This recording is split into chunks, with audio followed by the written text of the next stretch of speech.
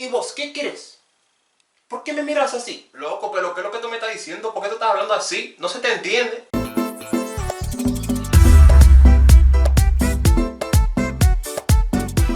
Spanish is really easy. It comes with an instruction manual, and all you have to do is put this here, put that there, and you got it. You're formulating sentences.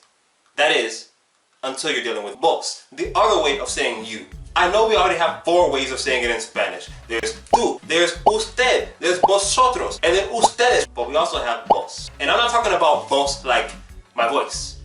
La voz with a Z. No, I'm talking about vos, el voseo. Because in Spanish we have el tuteo and then voseo, which is like what some people in some places will maybe use sometimes all the time. Like it's confusing. No instruction manual. Why did they not make one? I don't know, but I'm gonna do my best to help you understand vos.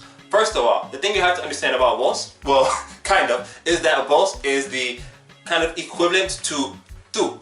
I don't know if you guys are familiar with limbo in the Catholic world, but it's kind of like you're just there, just like waiting for the good or the bad. Vos is like that. Vos is in between tú and it's in between usted.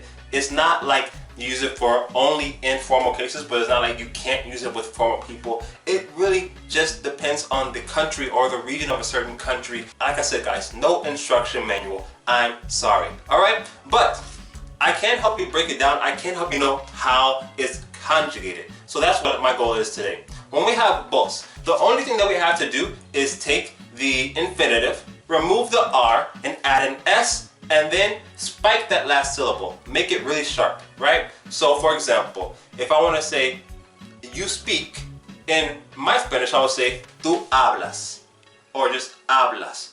In vos Spanish, you will use vos hablas. You see the difference? Hablas, hablas.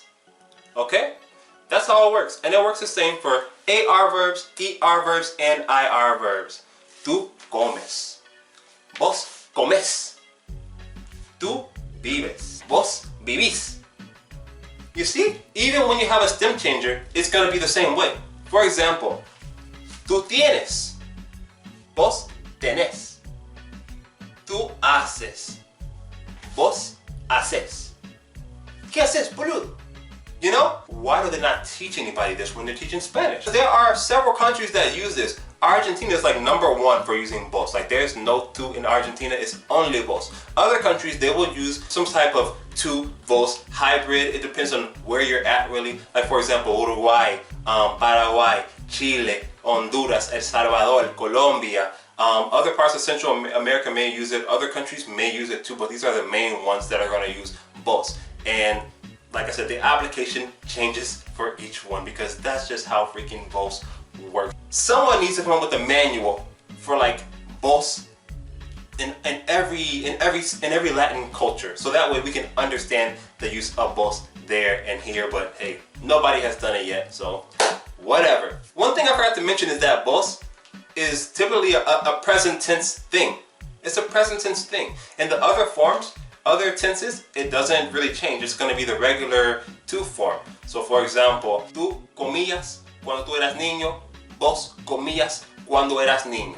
Okay, so it's going to be the same thing throughout the other tenses, but the present tense is where it changes, is where all the changes happen. And I'm not talking about just the present tense like indicative. I'm talking about the present subjunctive. I'm talking about the imperative, affirmative, and negative. You know, everything. If it's present tense, then you will change it if you're talking about vos, if you're going to be using vos. There are only 3 irregulars when you have vos. Only 3 irregulars. And that will be the verb haber, ir, and ser. Okay? So when you have ser, it'll be vos sos. ¿De dónde sos vos? Where are you from?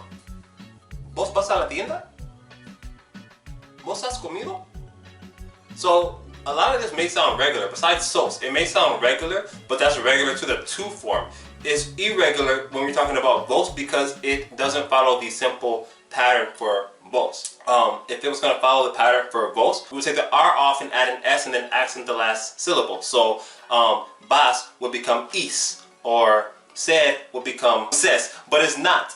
It's actually sos. Okay, so that's what makes it irregular. Now, the other irregulars that we have are in the imperative form. The verb ir, when it's in the imperative affirmative, it becomes, and we use the verb andar, and it becomes andar.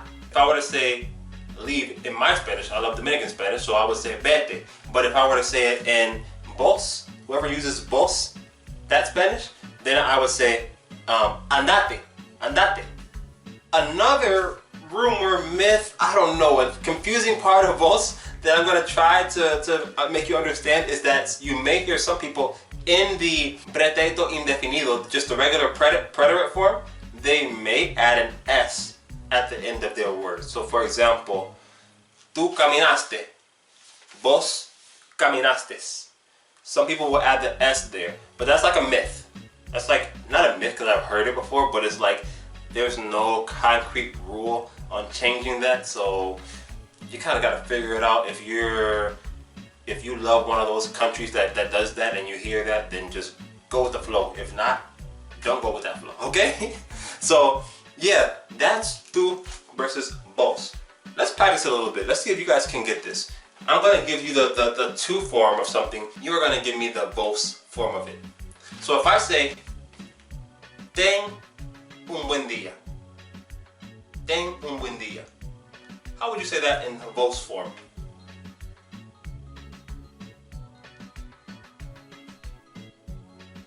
If you said, tener un buen día, muy bien. Okay, how about this one? Sal pa fuera.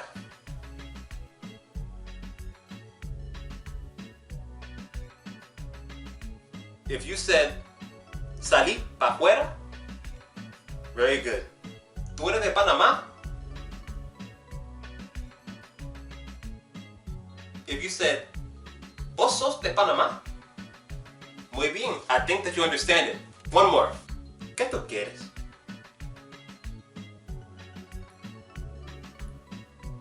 If you said, ¿qué vos querés? Muy bien, I think you understand it.